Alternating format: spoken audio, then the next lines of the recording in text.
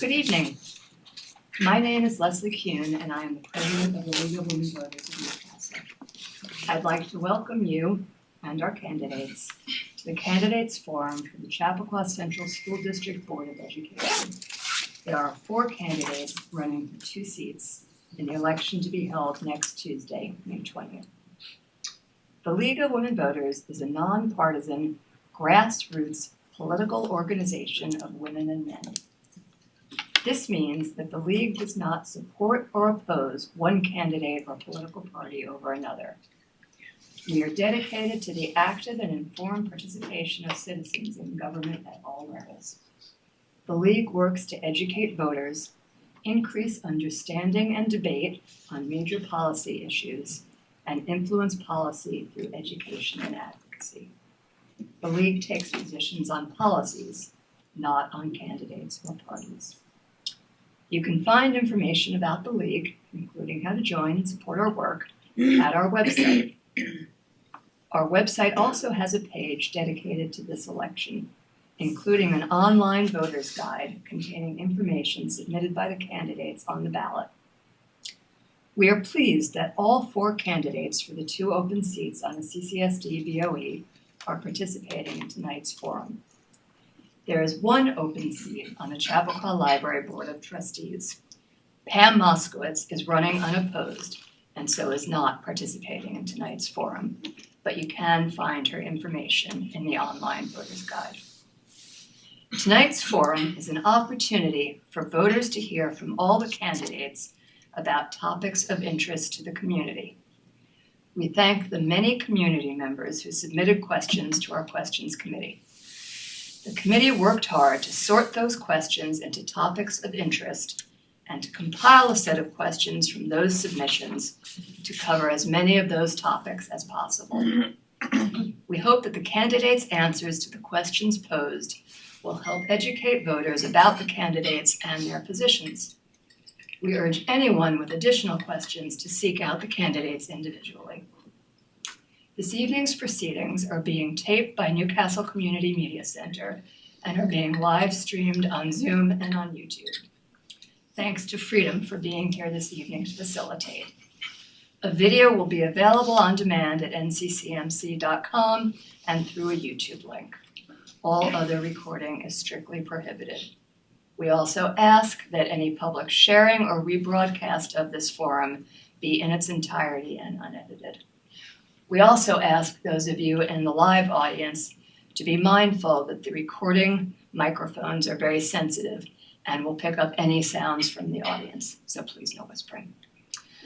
Thanks to our timekeepers tonight, Greeley students and League interns Madison and Kira. Many thanks to our moderator for this evening, Doug French. Doug is a former mayor of the city of Rye and past president of the League of Women Voters of Rye, Rybrook, and Portchester. He currently serves on the Westchester County Board of Ethics and has been moderating for the League for 4 years, including for us last year at this very forum. Doug will now go over the ground rules for tonight's forum, and then we will begin. Great, thank you, Leslie. Hello, everyone. It's a pleasure to be back here again. This is a very well-run operation. Leslie runs a tight ship. In fact, her email address says president, so I know when I get the email, I have to respond. Okay, so ground rules. We pre-selected by order of opening statements, and it's going to go from your left to right, starting with when we decided to use first names. So Ryan, Allison, Hillary, and then Tim. Closing statements will go in a reverse order. Questions, when we ask questions, it'll start again. First question with Ryan, and then when we get to the second question, we'll start with the second candidate and so forth in cascading fashion. No comments of a personal nature or abusive nature will be permitted. I don't expect to see that. Each candidate has 1.5 minutes for opening statement.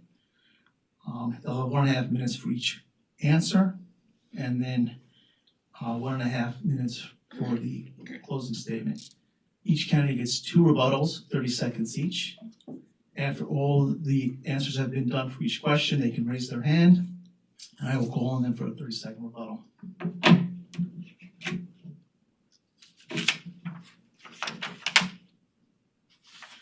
There will be no questions submitted from the audience. Those have already been submitted from the public, so we're not taking questions from the audience.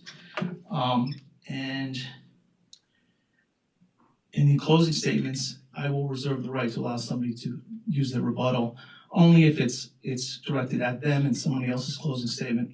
I'll decide that, but we'll see how that goes. So we have 4 candidates, and as I said, we've drawn by names, left to right. I do want to thank the candidates. Raising your hand to serve the public is admired, so good luck to all of you. But this is where it all starts. When we talk about good governance and good community governance, it all starts with people running in local elections, so thank you.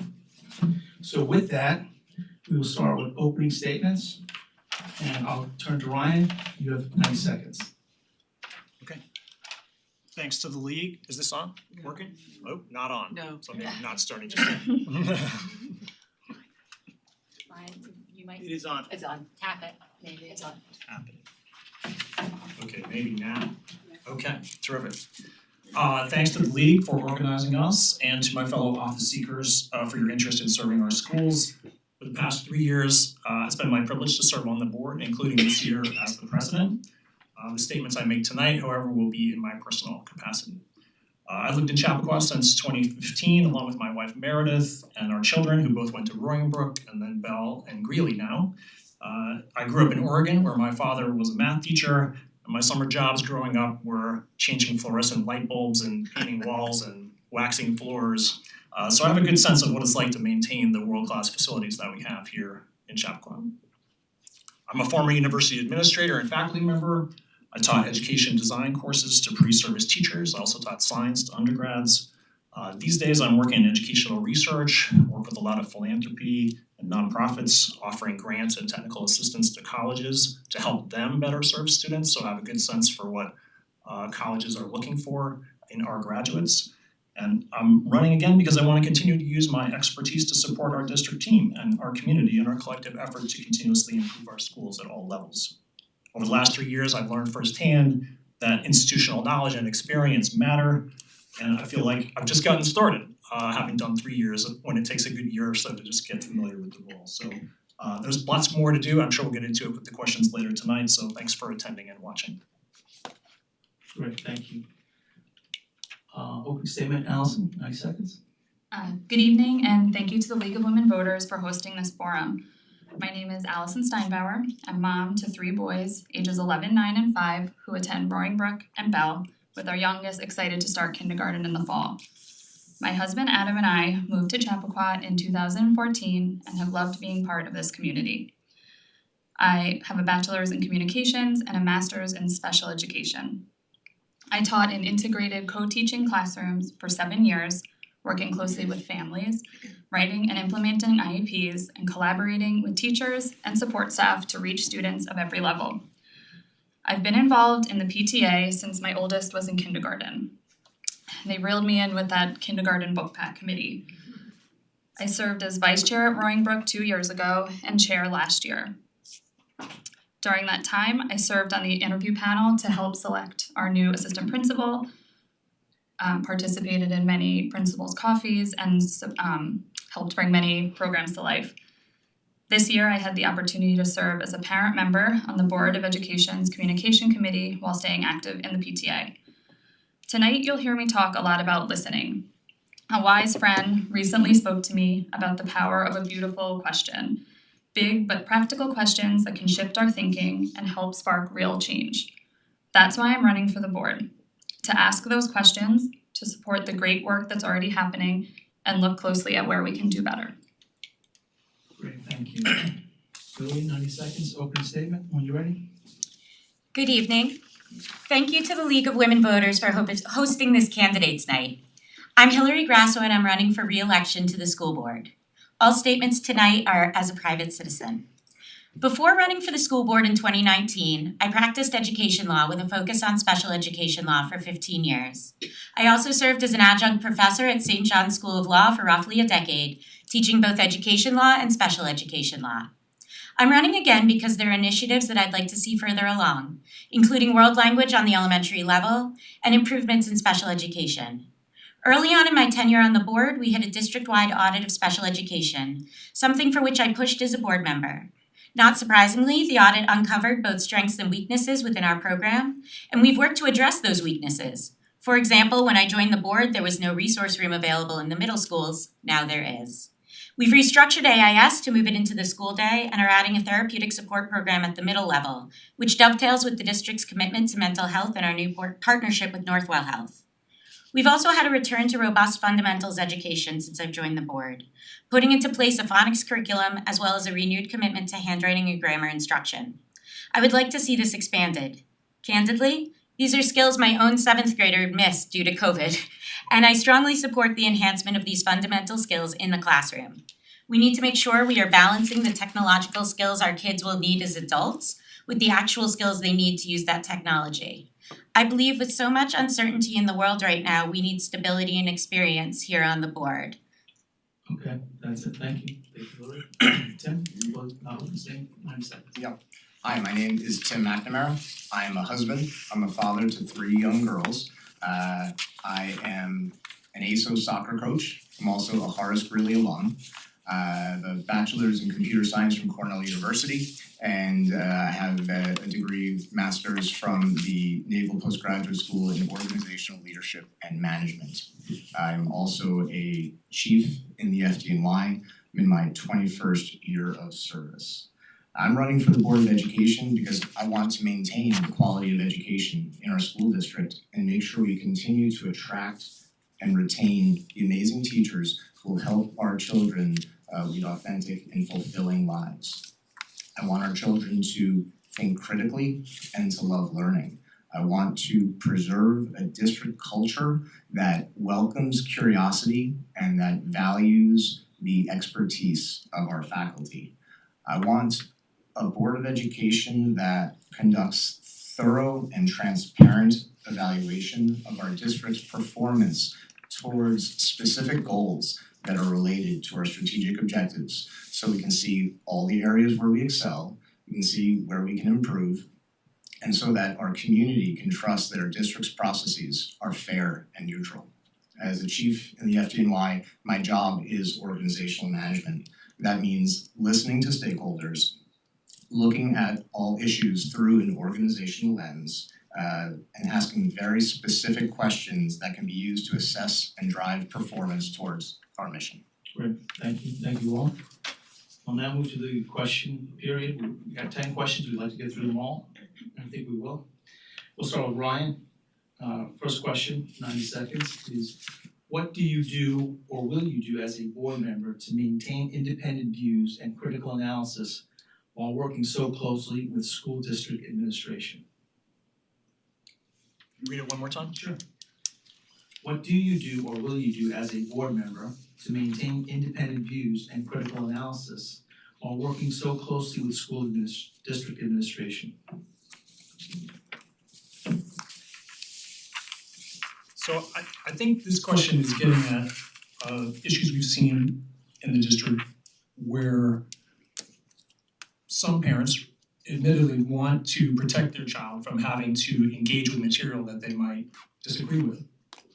And I think one hallmark of a Greeley experience, speaking with the older grades here in particular, is that we want to put challenging material in front of our students and have them learn to encounter it, analyze it, develop a perspective about it, and not shy away from that. And so in working with the district leadership, coming up with ways within the curriculum to ensure that that happens. And then also to match that, we put a policy in place here in the last 2 years to focus on neutrality. Sometimes districts get tested with needing to have, taking a stand about a particular viewpoint of something happening in the world. And that invariably in a diverse community like ours creates some uncomfortableness for other members when the district makes a statement standing with one or another group. And the neutrality policy, which I helped to devise and support, helps to guide the district in making sure that we allow all viewpoints to be presented in the school. We're a public school, we welcome people from all different backgrounds, and it's important that we find a way to maintain that going forward. Okay, thank you. Allison? I'm gonna take in a little different direction. So I think in terms of that question, it's how can the board make sure they're asking really important questions of the district, specifically surrounding the budget. The board's job is to take the needs and the wants of our stakeholders first and see how we can make informed, thoughtful decisions, not emotional or reactionary ones. I think listening is essential.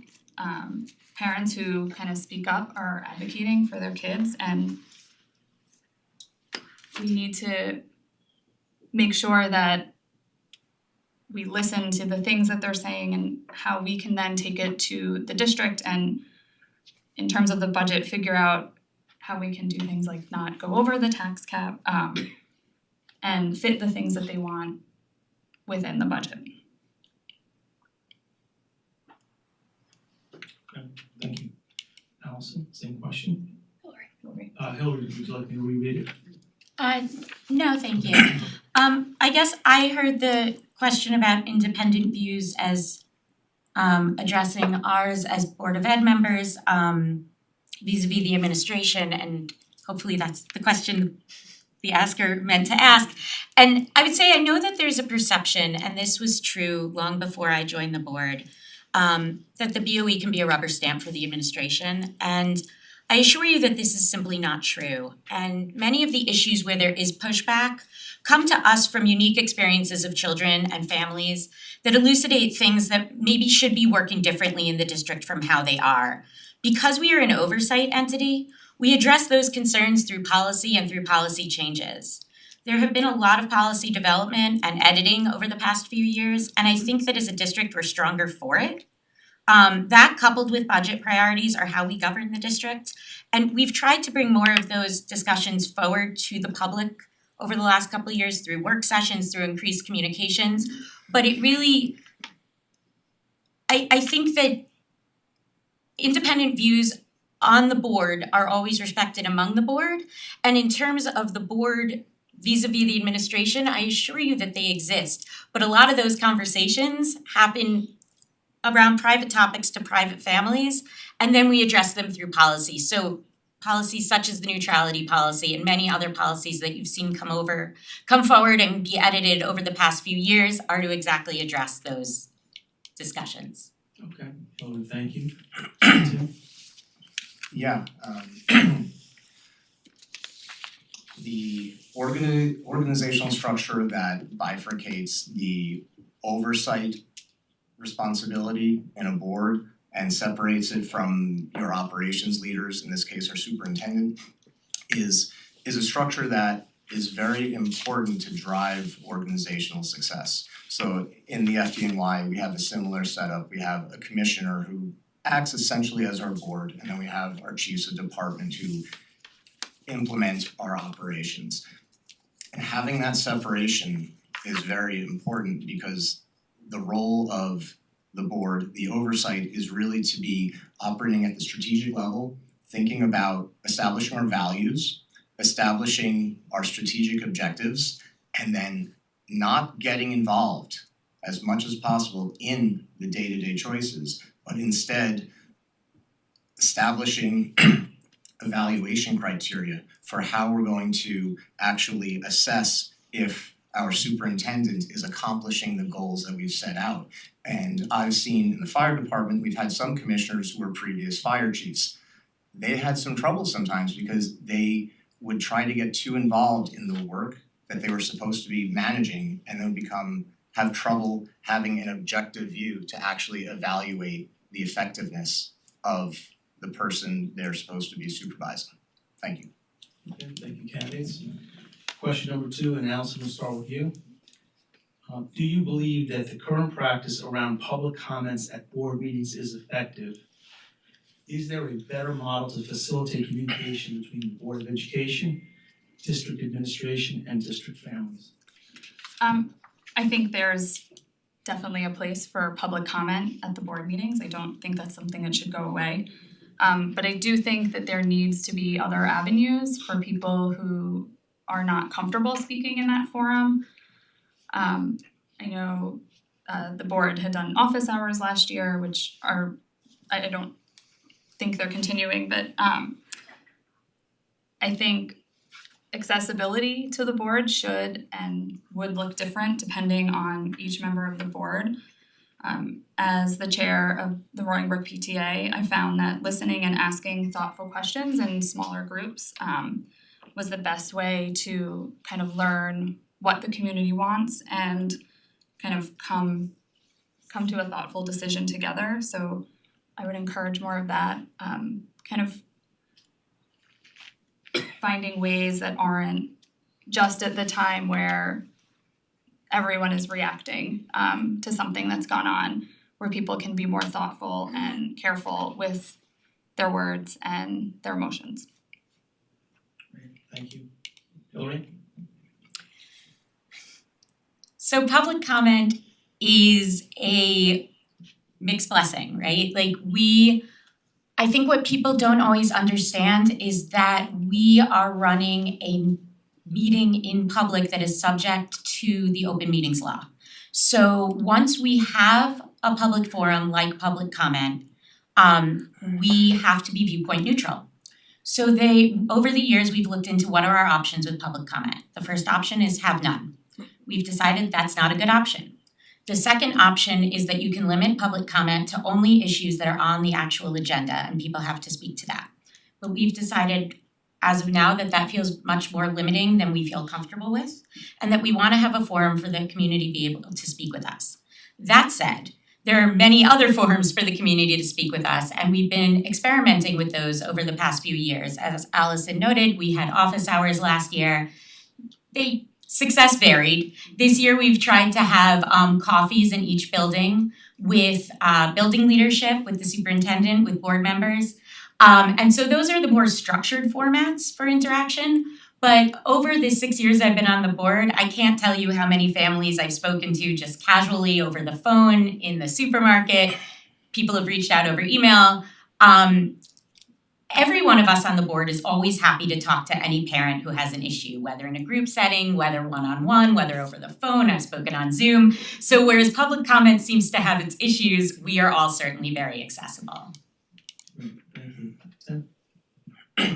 Yeah, so I believe it is certainly necessary to have a medium by which our community can sort of speak on the record related to school district issues.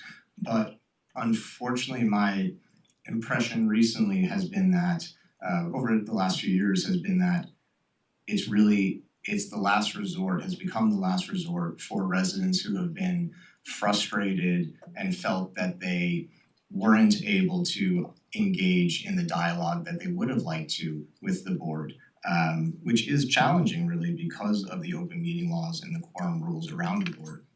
I think that the indicator of a really healthy school district where the board was very receptive and the community felt that they were able to speak freely with the board and communicate their ideas would be that essentially nobody would show up to public comment. I would like to see a district in which if a resident brings a good question to a board member and the board member says, that's a good question, I'd like to see it on the agenda at an upcoming board meeting to be discussed in full, in open by all 5 board members, and not just that one meeting, maybe over 2 or 3 meetings, so that other community members can hear the debate and discussion amongst the board members, can give additional feedback so that the board can really hear from our community, which is one of our most important stakeholders. Thank you. Ryan? Well, Hillary already explained a lot of what the board's been doing over the past few years, so I don't think I need to reiterate that, except to say that I found it similar to Hillary's experience in that the best time for dialogue is not during the public meeting. It's in small group or one-on-one conversations with community members where we really can't have an open back and forth. And again, it's just the limits of the open meeting law that prevents us from being able to do that during the public comment period of a business meeting of the board, where public comment serves as a chance for the public literally to comment on the business of the board, not for a back and forth. So we continue to reiterate and, as Hillary said, experiment with different methods for people to engage with us. whether that be in public events that are happening or arrangements that are made by appointment. I found the coffees to be a little bit difficult because we would often find ourselves getting into tight conversations about individual parent situations that couldn't be resolved in that moment, and that the parent coffees that were done at the building level right now, to me, have been the most effective way for people to raise their concerns within that kind of format. And the next step for us is to come up with a similar way to do that for people who aren't parents but are nonetheless community members and need a way to interact with us as well. Thank you. We'll move to our third question, and we'll start with Hillary. The school budget failed to pass last year. What can we learn from that, and what should we consider moving forward? Specifically, what would you do as a board member to ensure the budget presented on the ballot each year is attuned to the priorities of the community? It was a learning experience. It was an uncomfortable learning experience. One thing we learned from it is that this community does not want a non-tax compliant budget. So that was the first takeaway. There was a lot of feedback we received after the fact, saying, it wasn't because of any one issue, it was just because it was over the tax cap, and then other opinions were it wasn't because it was over the tax cap, it was because of specific items in the budget. My feeling is that the more feedback we get from the community during the budget process, the better. And there are years that we get a lot of feedback, and then there are years we get almost none. We know that there are certain priorities that remain consistent among our community members. We know that our families with children in the schools prioritize small classes, and that's something that we've taken very seriously, and we've kept the classes quite small in this year's budget. We also know that our families prioritize keeping their taxes low because this is a very expensive community and it only gets more expensive every year. But the more feedback we can gather from our community members and encourage people to come to our meetings and encourage people to send us emails, we read all of them, we listen to everything. And so the more community feedback we have, the more we're able to understand what people's priorities are and prioritize them. Thank you.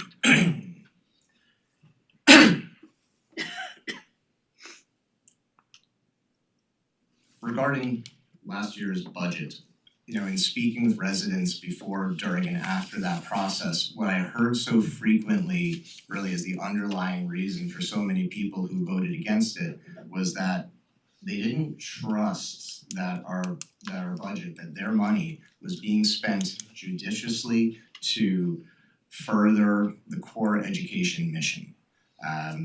And I certainly agree that I don't think I've seen enough justification, enough scrutiny of aspects of our budget to be able to confidently say it is. I'd like to see many more specific questions from our Board of Education to our administration, scrutinizing certainly our non-instructional budget, administrative support, facilities. I'd like to see how much money we're spending on consultants every year. I'd like to see how much money we've spent in legal fees every year. That's an important thing for an organization to track.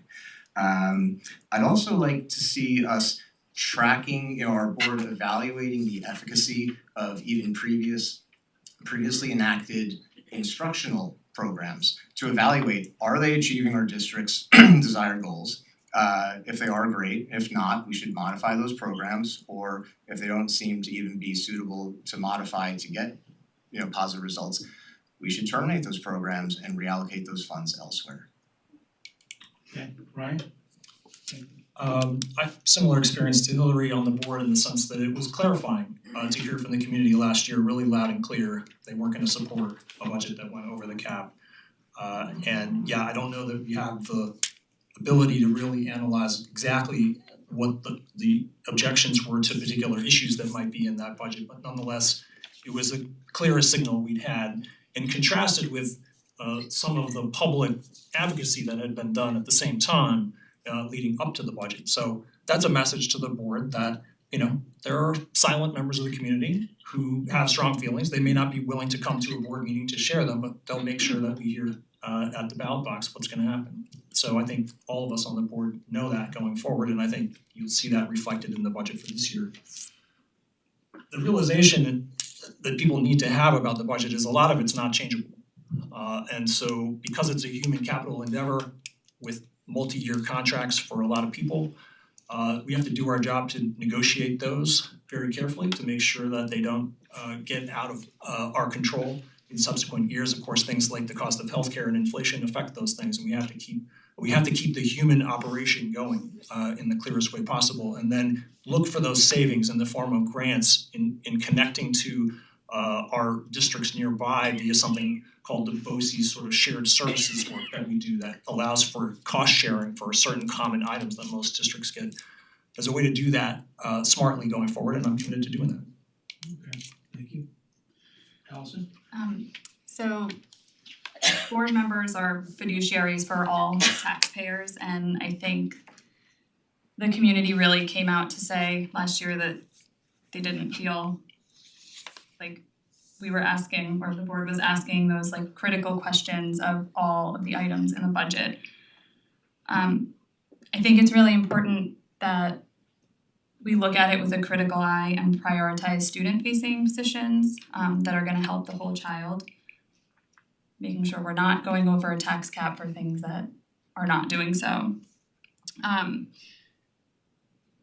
There wasn't enough questioning last year, and it pitted two very strong topics against each other and created a lot of divisiveness in the community, and I think the only way to stop that from happening is, like everyone else up here agrees, really looking at the budget with a critical eye, questioning it, seeing where we can make those changes and what programs aren't working and what positions, maybe don't need to be continued, or how we can allocate funds elsewhere. Okay, thank you. Question number 4, and Tim, we'll start with you. Right. Giving consideration to current economic uncertainty, inflation, and the district's debt load, what should be the financial priorities for the district?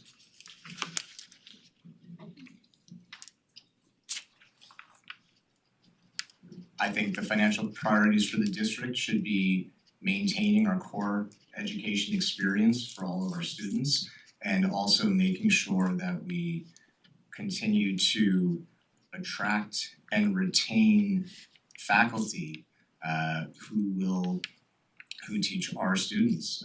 It is, make sure we maintain class sizes. And as we look at, so many times there are many wonderful suggestions for additional programs to add to expand our educational offerings. But as the question, implies, over the past 10 years really, our expenses have grown as fast as, or in some cases faster than our budget. So when there are asks for additional programs, I think we always have to evaluate where that money is gonna come from. And it should not come from our core education experience by either growing class sizes. I don't believe it should come from our traditional arts experience that has been in place for decades. If we do need to find additional money to add new programs, we should be scrutinizing, again, non-instructional or evaluating programs for essentially poor performing programs that can then be cut that are not part of the core educational experience. Okay, thank you. Brian, we'll come back to you. So kind of picking up from where I left off on the prior question, there's some things to do. One that's on my mind with the facilities is making sure that we build in maintenance for the upkeep of our facilities into the regular year-over-year budget. So we're not putting pressure on the community to have to do frequent bonds that require an additional investment from community members in order to maintain the facilities that we've got. There's a time and place for bonds, but let's try to do better is a point that we've made to the district team in resolving those year-over-year kinds of upkeep. connected to that is smart infrastructure investments, like making smart choices about where we can get the best bang for buck for things that we're gonna have to pay for and then hopefully smartly maintain over many years. The other thing that's on my mind is given the unpredictability with federal and state funds right now, we need to make sure that we're protecting ourselves from any loss of funds that trickle down to us as a local district. As you well know, most of our funding comes from local taxpayers, but some money comes from the state and from the Fed. And so one thing that we've been directing the district to do is to make sure that core program work is funded by local taxpayers so that if we lose some federal or state funds, that we can then use that, use our fund balance to help cover the essential things that we need to. But having a healthy fund balance is also an important element of a strong budget that we've worked hard at and have been able to max out this year. Okay, thank you. Allison? So I think that some of the priorities that we should make sure are we're retaining and hiring top tier educators. I also think it's gonna be really important to prioritize special education. Obviously, there's a lot going on in the federal government, and while I know that our district gets a small amount of funding, federal funding, at least it's my understanding, for special ed, we should be making sure that our programs are rooted in differentiation for all of our learners and really looking critically at those programs, like academic programs, and make sure that they're going to help all of the children in our district and also, maintaining the innovative work that the district's doing, whether that's through building or programs and whatnot. Awesome, thank you. Question number 5, we'll start. I think Hi, Hillary Hillary. did get a chance to You know. Sorry. Hillary, go ahead. Simply the financial priorities for the district should be those that impact kids and improve learning outcomes. The simplest way to do that is people. People have always been and should continue to be our financial priority. They are 3/4 of our budget is people and benefits, because the people teaching our kids are the most important part of our learning outcomes. The other thing we need to make sure we're doing is maintaining our facilities. As anybody who has a house knows, if you don't maintain it, it will ultimately cost more. So it's important for us to make sure that we're focused on the upkeep of our facilities.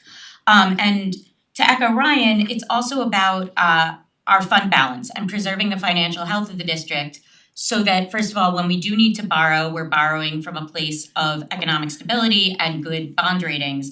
But also because, especially right now in this time of a lot of uncertainty, especially on the federal and state level in terms of funding, we need to make sure that we can craft a budget that's insulated against that uncertainty, especially, as Allison noted, in special education and places where we have real obligations to our students that we want to make sure we're meeting, and we don't know if there's going to be problems with our funding sources. So that's something that we've really asked the administration to focus on, is creating a budget that is insulated against uncertainty, and I think they've done a really good job with that this year. Doug, I'd like to use my rebuttal. Sure. Sure.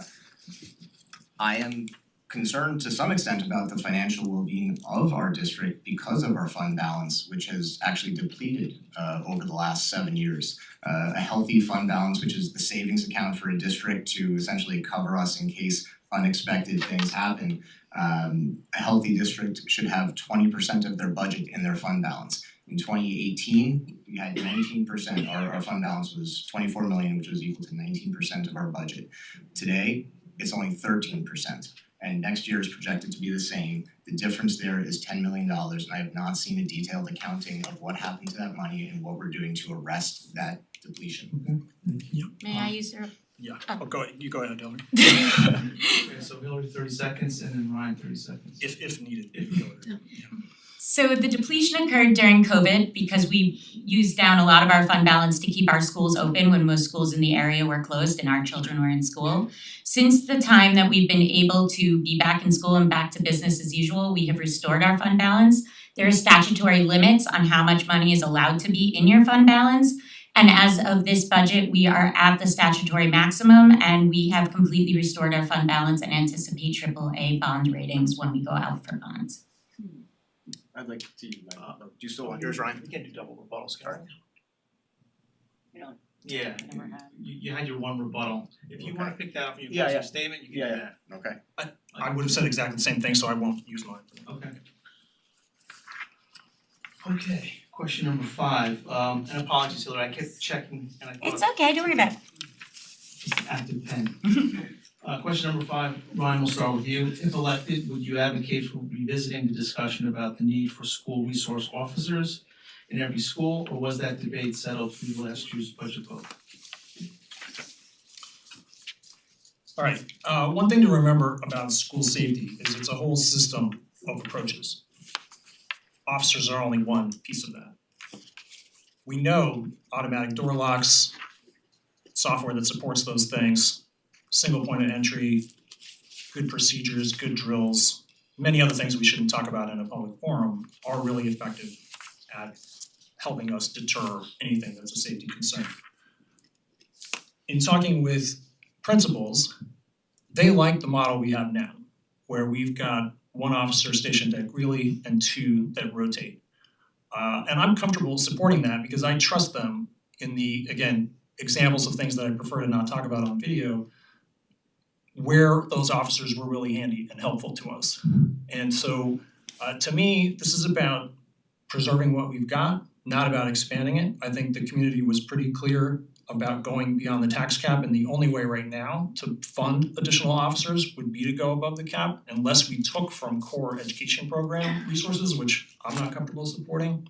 So unless there's another funding source to revisit this, my advice to the district at this point with this topic is to let the status quo play out for a while and let's see how it evolves over time. Thank you. Allison? So I don't necessarily agree that it was settled by the budget vote last year. I think, like I previously said, it was a very divisive issue included in going over the tax cap. Student safety is obviously a non-negotiable and should be approached comprehensively. And that is not limited to SROs. There, like Ryan said, there are lots of wonderful ways that we're keeping our children safe in the schools. The addition of, the locked doors, we have guards. There's all sorts of things that can help with safety in our schools. But I do think if we're hearing from community members that SROs are something they want, it's not something that should be in the tax cap. It should not be something that goes over the tax cap, in my opinion, but it is something that, should constantly be looked at as a potential option. So yes and yes, I've been pretty vocal about my support for the SRO program. I would personally support SROs in every school. That said, I don't believe they should be funded from the pedagogical budget, and that's our only option at this point. We have continued to make a number of security improvements, including the Greeley Guardhouse that's in this year's budget that addresses some of the concerns around Greeley being a more open campus, as well as many other enhancements that I don't feel comfortable discussing publicly, but would be happy to speak with anybody about. That said, I will continue to advocate, as we have been advocating, for security expenses to be much better aided by New York State, and for them to be potentially exempted from the tax cap, either for the school district budget or frankly for the town budget, because the SROs are a shared service between the town and the school district, and ultimately for something like 95% of residents, it's all taxes, right? Whether you're paying your town taxes or you're paying your school taxes, these are tax-funded positions to keep our children and our faculty and our staff safe. So I will continue to advocate for more funding, for creative funding, and for potential exemption from the tax cap for the SRO program. Tim? Yeah, could you repeat the Sure. question? If elected, would you advocate for revisiting this discussion about the need for school resource officers in every school, or was that debate settled through last year's budget vote? And we need to be always thinking about security of our schools and security of our students every year. I do certainly agree that I would never cut teachers to add additional school resource officers. But we always need to be evaluating our security interventions and evaluating their efficacy and doing what we can to make them as effective as possible. As regards to school resource officers, when I think about, community support, community opinions on them, certainly mixed, but the concerns were regarding, effectiveness. Will they do what we want them to do in an active shooter incident? Will they be safe in our schools? Is there a danger? And what kind of social interactions will they have with our students? And in all of those cases, I would have liked to see and would still like to see our district go beyond just the SRO qualification, which in my mind is the bare minimum. There are higher levels of emergency response training, which most of our Newcastle police officers have, and I know that Chief Carroll is committed to continuing, but there could also be additional trainings in firearm safety and in, the social interactions that we want our police officers to have with their students in our buildings. Okay, thank you, Tim. Question number 6, and we'll start with you, Allison. Do you think that the current 8th grade curriculum is pushing some students to take classes that might be above their ability? Would you like to see changes to the current policy or course offering? So my experience as a teacher, along with extensive proven data, has taught me that differentiation in learning is the best way to set our students on a path towards success. I think right now we're seeing that lack of differentiation manifesting in the current issues surrounding the 8th grade curriculum. We need to prioritize that differentiation across the full spectrum, supporting both our highest achieving students and those who face learning challenges. In listening to parents of mainly middle school, upper middle school and high school students, they're really worried about this idea of a pressure cooker situation where our students are kind of being put into classes that maybe are too challenging for them, which leads to, issues surrounding mental health. And I think we just really need to find a balance between those two and kind of push our kids to, do the best that they can and be successful learners, but prioritizing things like their passions and their mental health. Thank you. Lori. I support the 8th grade curriculum because we've made it less high stakes than it was initially. I think that there were a lot of concerns around the balance between increased rigor, which a lot of parents ask for, especially at the middle level, and pushing our kids too hard before maybe they're ready. And what we've really been trying to do with the 8th grade curriculum is provide additional opportunities. So what we were hearing from a lot of parents is that if their kids hadn't taken the advanced courses at the middle level at 8th grade, then they didn't have the same opportunities when they got to the high school and through the high school program. And so what we've tried to do in moving the 2 Regents classes, the algebra class and the living environment class, down to the 8th grade level is make it so that any child, whether maybe they're an early high performer or maybe they're a late bloomer, they have the coursework behind them that they can then take whatever they want to take in high school, but that it's not on their high school transcript, that it's not necessarily going to impact them going forward.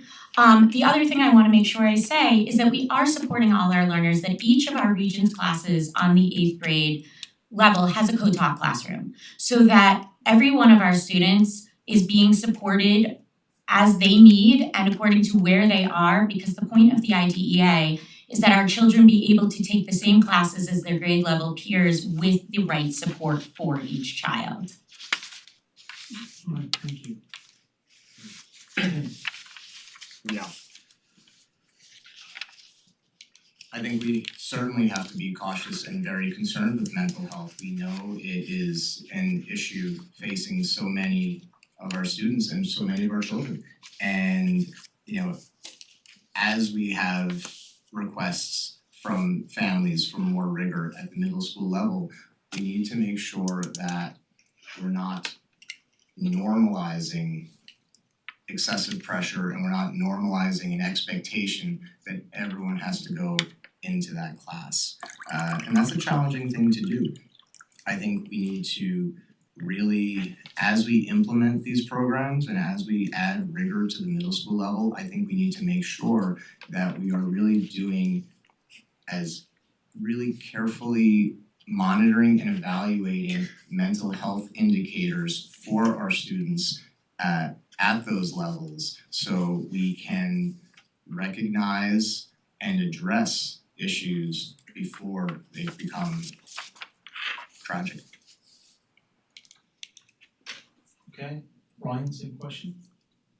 Yeah, so I also support the changes we've made to the 8th grade curriculum. I've had 2 students go through it, one who's a junior now and one that's an 8th grader now. And she's in a co-taught class because she needs extra support and she's doing fine.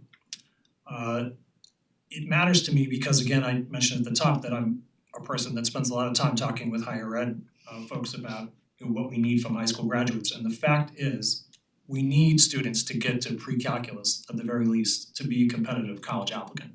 You can't do that if you don't take algebra in 8th grade. So we have to do it. We have to figure out a way to do it that supports all students. And we are doing that. Students who have IEPs, students who have 504 accommodations can all take that 8th grade class and do well. And we have the data to support that they learn more math in that class than they did in the prior arrangement that we used to have. So it's the right decision.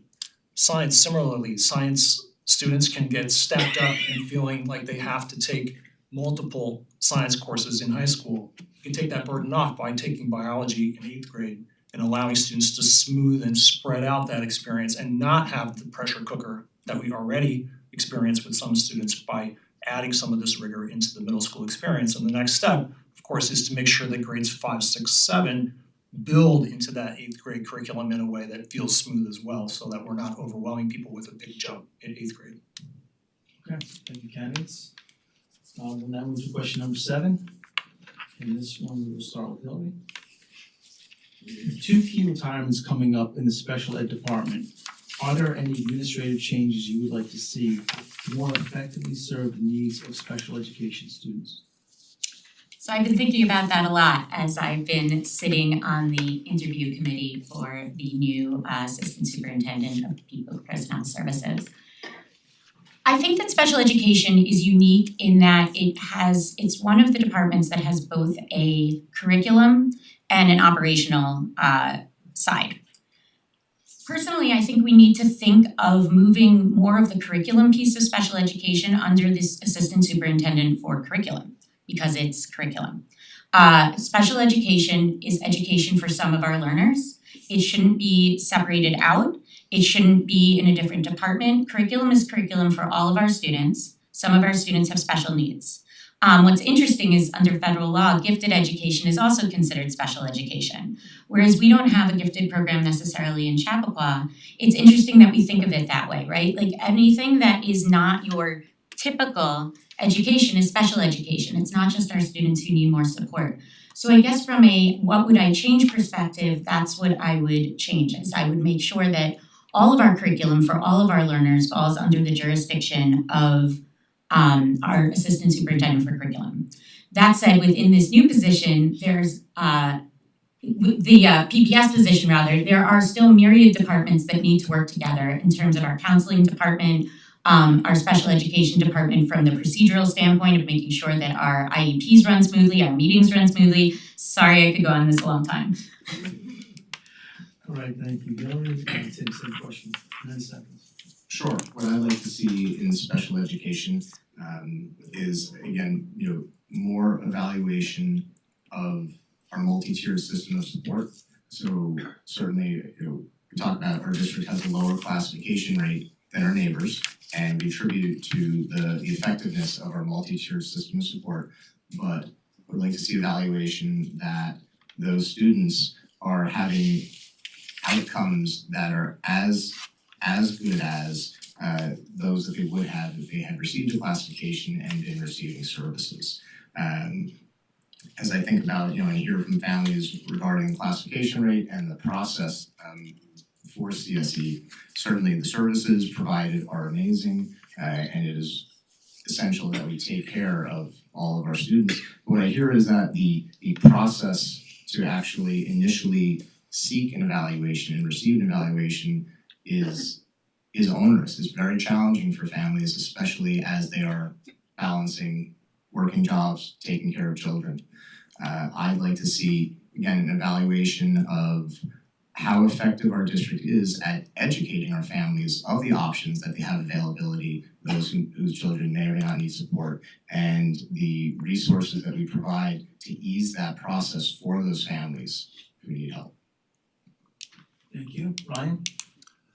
In my own professional work, my team and I are about to publish some research on how we can foster more inclusion in the workplace for people with disabilities, particularly people of color. And I'm very committed to this topic within the district. I want to make sure every student gets the education that they deserve and need. And it's really to Hillary's credit, and I want to acknowledge all the progress that's been made in the past few years to do the audit, to implement this new tiered support system. And I've got a chance as a board member to get to observe how these changes have been put into effect across the district, and it's really impressive to see more proactiveness on the part of the district to identify needs and address them earlier. And Tim is right that our classification rate is lower. My question to the district continues to be, is that because we're still holding our threshold too high, or is there more we could do to serve an additional layer of students who may have more needs? And I'm really looking forward to meeting the candidates for the new leadership of this area and discussing their vision, because it's really going to be up to them operationally to set the course forward for how the district's going to kind of raise its game even further and help more students. Good, thank you. Allison? So I think one thing that really needs to be looked at with this new administration is placing students outside of the district or declassifications. It's been stated that we have a lower percentage of students with IEPs than our neighboring districts, and I don't believe that's something to tout. I think it's an area that we really need to look at and see why that is. If we could reduce the out-of-district placements for these students by additional support staff, training, continue ed, so they could meet the needs of these students in their district, in their community, with their friends, their peers. That's one change I would like to see, as I've spent a majority of my career as a special education teacher in ICT classrooms. I strongly believe that that is the most effective way to do elementary and middle school special education. It's the most inclusive way. The consistency of having a full-time special education teacher in a classroom gives support not just to students with IEPs, but to all students. It's beneficial for the teachers and the community as a whole. Okay, thank you, Allison. Question number 8, so I think we'll get through all 10. It's a good time. Question number 8, we'll start with you, Tim. How do you think the district should support students from diverse backgrounds who feel vulnerable or marginalized?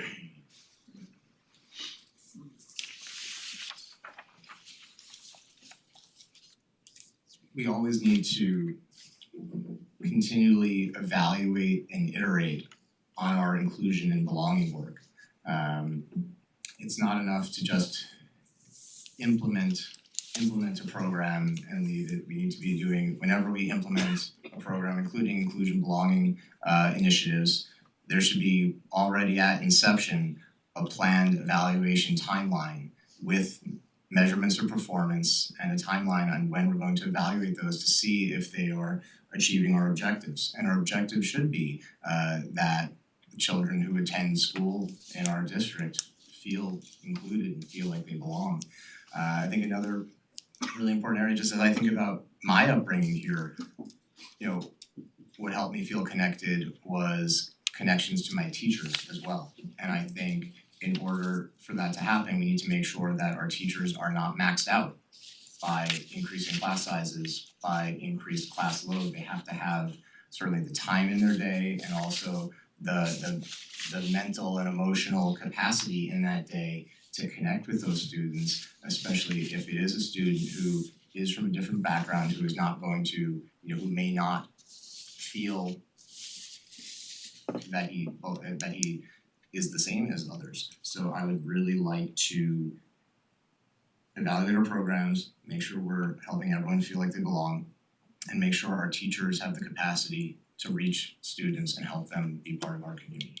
Thank you, Tim. Ryan, we'll move over to you. Yeah, would you mind reading it one more time for me?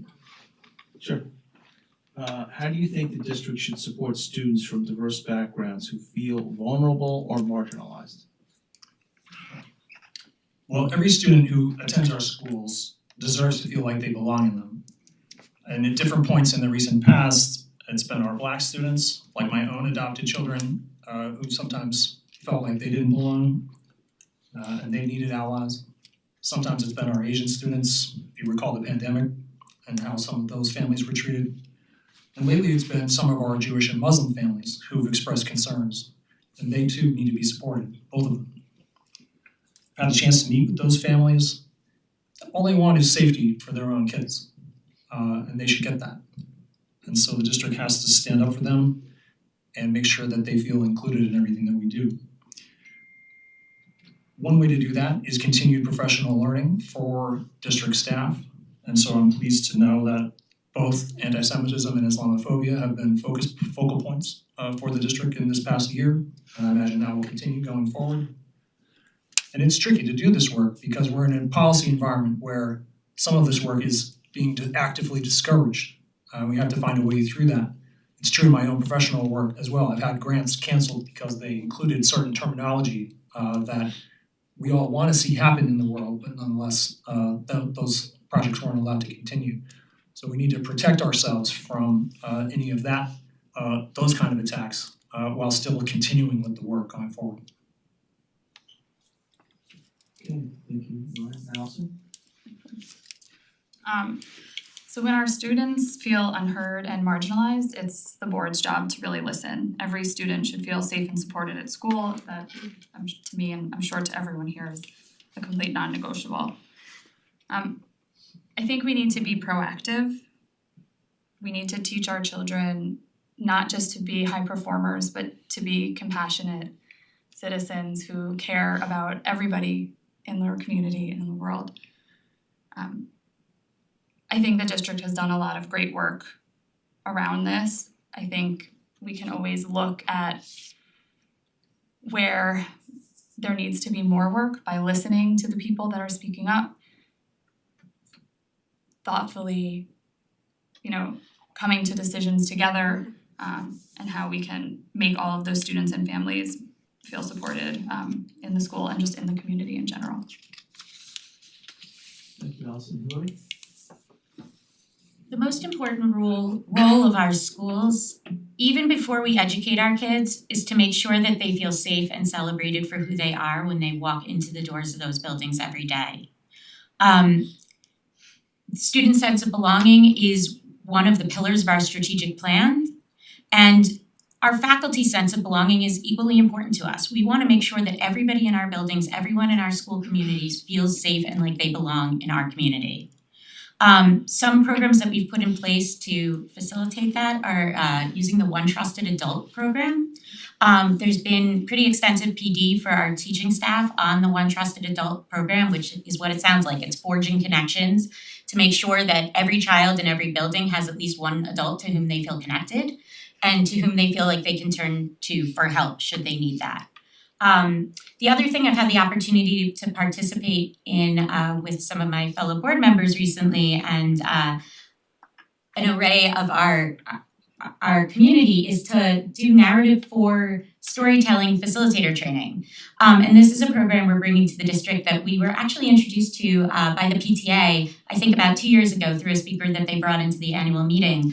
And it focuses on teaching our kids how to listen to each other, how to really be deep listeners and to hear each other's stories and to connect to each other in ways that they might not have thought they could connect, through learning about who their classmates are and what's important to them and how similar we all are. Great, thank you, candidates. We'll go to question 9. And we'll start with you, Ryan. We could spend an entire forum talking about the issues around the Button Hook property. Do you think there are lessons to be learned from this situation for future board decision-making and community engagement? So for those not up to date, since before I was on the board, the district has been working on what to do with a property known colloquially as Button Hook. And it's been stuck in litigation for the entire time I've been on the board. And it's tricky for those of us on the board to talk about this because anything we say could be used in the ongoing court case. So we need to kind of zoom out from that particular example. And one thing I've learned is districts shouldn't try to be real estate companies. Districts should not put a lot of energy and resource into trying to make property pass all of the environmental or other kind of permit constraints and limitations that are in place in order to carry out an endeavor like that, which was intended to bring more resources to the district. For those who aren't familiar with it, the idea was to put housing development into that space. So I think we gotta stay in our lane is probably the short answer to the question. And try to think of, there is an element of our strategic plan that's to look for new revenue sources. I'm not walking away from that as a goal, but doing it vis-a-vis challenging real estate situation is probably not the right way forward. Thank you. Allison? My friend Leslie will be very excited that this question was asked because we weren't sure. So, like Ryan said, it's an issue that's in litigation, so there's not really much that can be done at this current moment. I think looking at it in a different lens, it talks about the transparency of, and obviously there are legal reasons that certain things can't be communicated. But I think a lot of the information that people get is, through Facebook or word of mouth or gossip. So I think that there needs to be a way that we can, as a board, can kind of communicate things like this that are going on with the community at large and really get their feedback through productive forums, not, gossip and hearsay. Thank you. Lily? So I am currently the longest serving board member and this issue predates my tenure on the board. And I've only really been involved in it in sort of the trying to clean it up stage, so I want to be clear on that. But I think that the biggest lesson learned from it, honestly, as coming in as a board member that inherited this issue, and this is now my 3rd candidates forum, and I think the 3rd one I've had to talk about, a problem I did not create, is that boards should not go down paths that are going to tangle future boards. That most, obviously we're going to make decisions regarding education, regarding classrooms, regarding all of that are going to have repercussions that future boards are going to be dealing with, but in the educational domain, and that's what you expect. That's what boards are supposed to do. We as a board are actually very conscious of this. I think having been in the position of now dealing with this lawsuit and so many other issues concerning Button Hook, that we are very conscious of the decisions we make and the ramifications for future boards. And are we creating a situation that's going to be entangling or difficult for a future board to be able to act differently on if it's not something with which they continue to agree. So I guess for me, that's the biggest takeaway, is that we should be conscious as board members that we are custodians of the school board, that we sit on this board and in this role for X number of years, but it's not a permanent position, and those who come after us will have to ultimately deal with the issues we create. Thank you. Tim? Yeah, I think it highlights and reinforces the importance of the board remaining at that strategic level where they're establishing values, establishing strategic educational objectives, and then evaluating the work of our district via our superintendent. From an as well also, I think it also, raises a question, it invites inquiry, I think, on the part of the board to examine the legal counsel we're receiving. I would wanna look at what legal counsel did we receive at the beginning of this. Was it sound? Was it not? Are we still using the same counsel? I would want to consider that.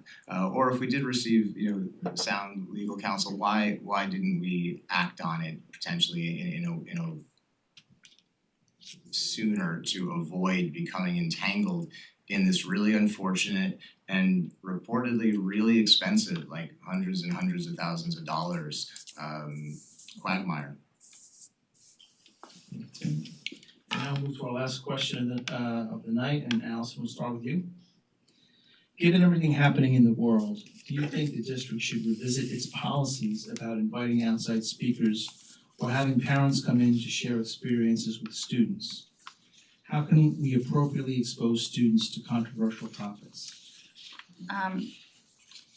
So I believe the board and the district has started revising those policies.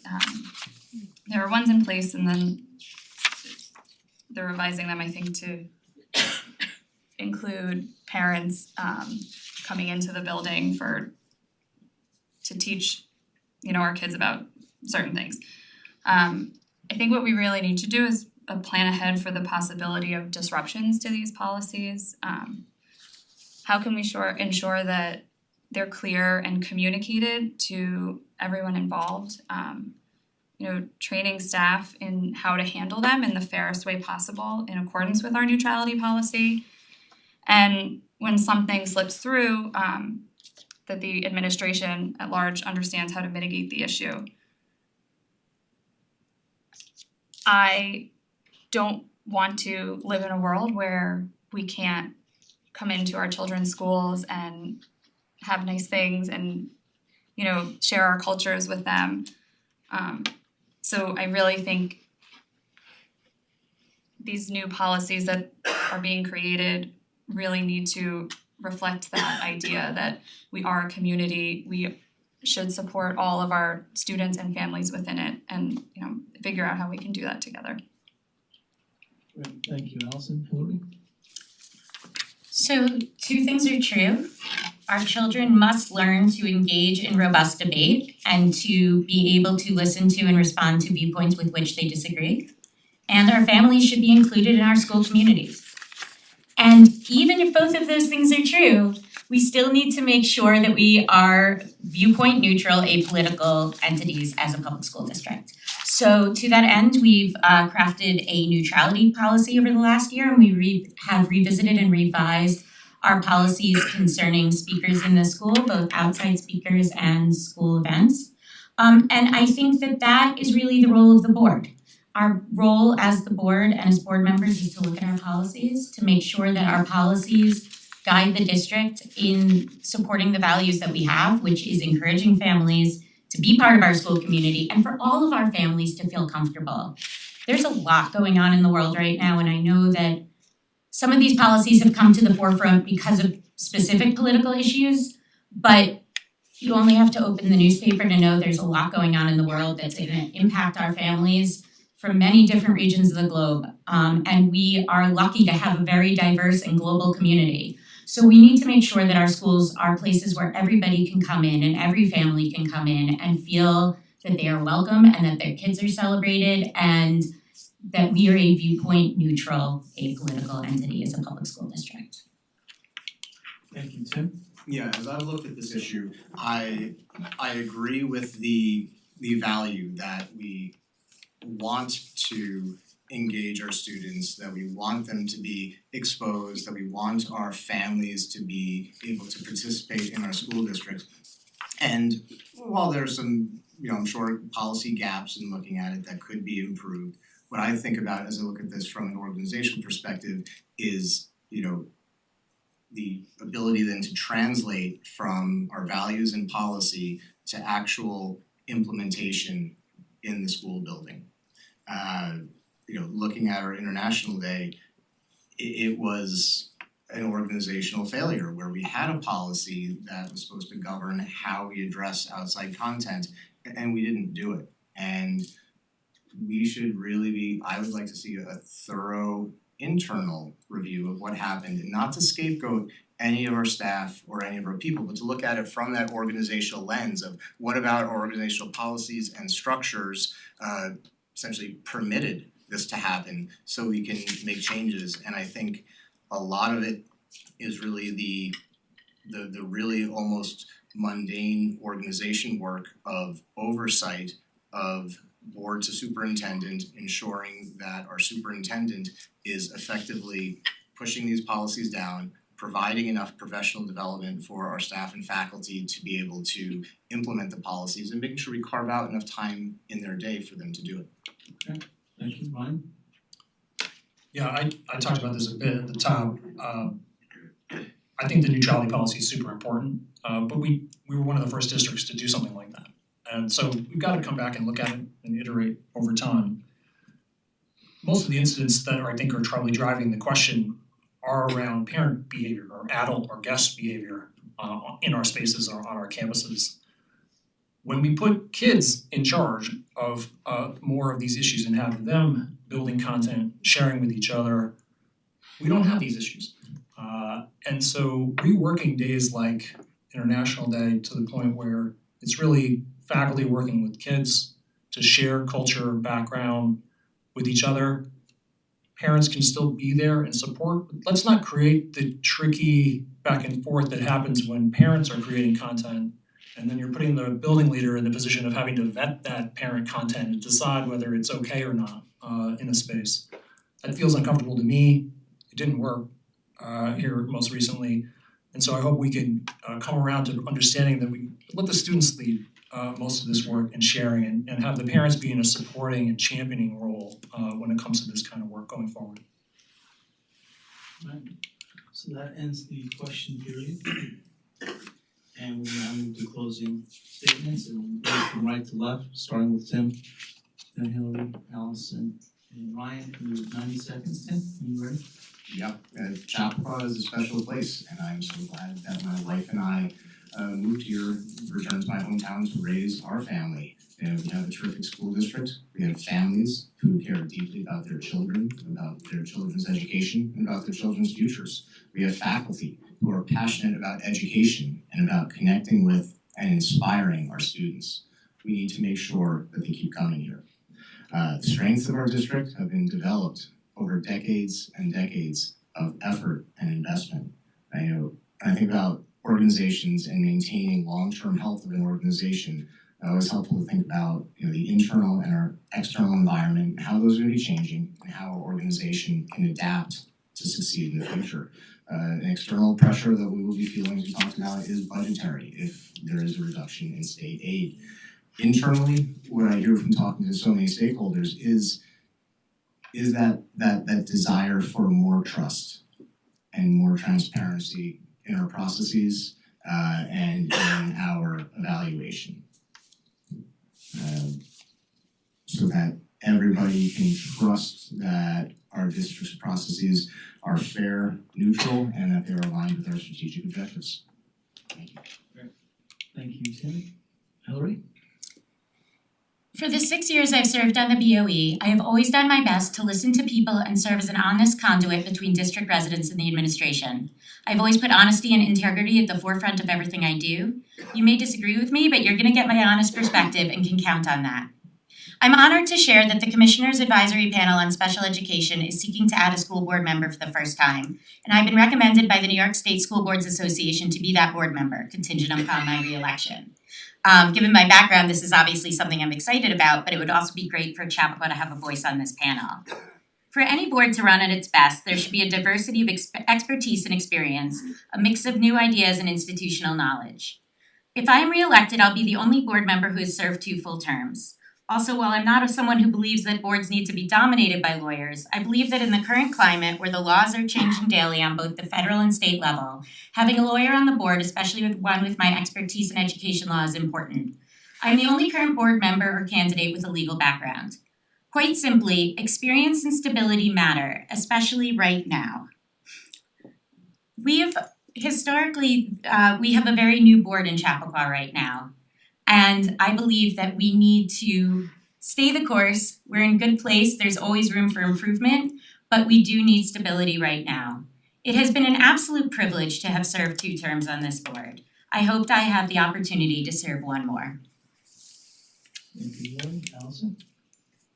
Thank you again to the League of Women Voters and to all of you watching and those watching at home. If you were a room full of first graders, I would have been way less nervous. No matter the outcome, thank you to my fellow candidates. No matter the outcome, it's been inspiring to see so many people passionate about our students and our community. Campaigning might be way outside of my comfort zone, but I've truly enjoyed listening to and learning from families, administrators, and board members. This process has deepened my understanding of the district and strengthened my pride in this remarkable community. If elected to the board, I would work on behalf of all community members, those with students in the district and those without. My focus will be on ensuring that every child feels safe, supported, and inspired to learn and grow. I'd be a responsible steward of district resources, committed to fiscal responsibility, while continuing to foster innovation, growth, and expand opportunities for all students. I will remain true to my belief that listening and asking questions can only help make our community stronger. Questions like, how can we help all students thrive? How can we retain and support our best educators? And how can we communicate more transparently and effectively with the community? With experience in communication, education, and years of PTA leadership, I'm ready to serve and help move the district forward. On a personal note, thank you to my husband and boys for giving me the support to step outside my comfort zone on this journey. Thank you, Allison. Ryan? Yeah, thanks again to the League for organizing us tonight and to everyone still tuned in at this hour. I'm curious how the related basketball game is going. I applaud your commitment to learning about all of us. My takeaway message is that we can talk about a lot of topics here. We did cover a lot of ground, but we have really no way of knowing what's going to happen in the next 3 years. So if you zoom out and you think about, well, who do you want on the board to handle whatever it is that comes up over the next 3 years? I hope that you'll value experience on the board, current active expertise in fields that are relevant to what matters to our students, whether that's law in Hillary's case or for me, what higher ed is looking for from our graduates. I know how strong our district is and I can help it get even better. And I've watched my own children and their friends grow up in this district over the last 10 years, so I know what families need at all the levels of our system. We have an increasingly globally connected world, presents more opportunities and challenges. I'm well prepared to help us navigate those together. And as Hillary said, we have a mix of veterans and new perspectives now, and we need that continuity and stability to keep us going to the next stage. It'd be a great privilege to continue to serve our schools as a school board member, and I want to thank you for considering supporting me with your vote on the 20th. Thanks for being here. Well, thank you. Thank you, candidates. Thank you, audience, those here and those at home. Thank you to the League. It's a lot of hard work to put these on. Thank you to the town, facility. Thank you, Kira, Madison, and thanks for being back there. This forum was videotaped and will be available online beginning tomorrow. I want to remind you also of the unique and important role that the League of Women Voters plays here in the community and across Westchester, across the county, across the country. The League works to register voters, educate voters on issues of the day, both municipal governments and state government, county government, school boards, federal government. Protecting their right to vote is vital to the strength of our democracy. Your local league is made up of volunteers who devote their time and energy. I do not get paid. Your participation and assistance is always welcome, and your financial contributions would be appreciated. Remember, democracy is not a spectator sport. It's time to get out and vote next week, May 20th, 1 week from tomorrow. Polls are open from 7 a.m. to 9 p.m. at Horace Greeley High School Gym. And I encourage everyone to get out and vote. Thank you again, candidates. Good luck, and thank you again. Everyone have a wonderful evening. Good night.